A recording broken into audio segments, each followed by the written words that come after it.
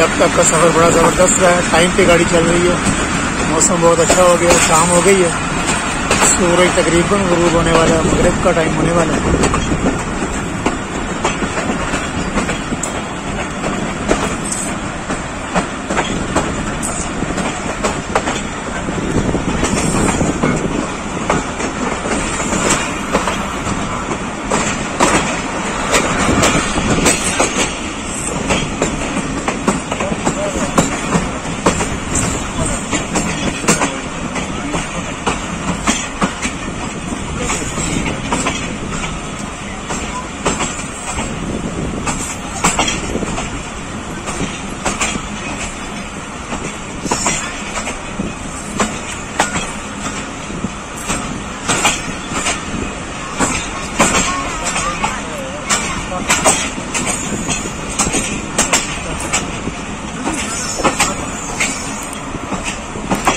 दोस्तों वीडियो भी देखिए, और अगर अभी आपने चैनल सब्सक्राइब नहीं किया तो चैनल भी सब्सक्राइब कर लें। शुक्रिया।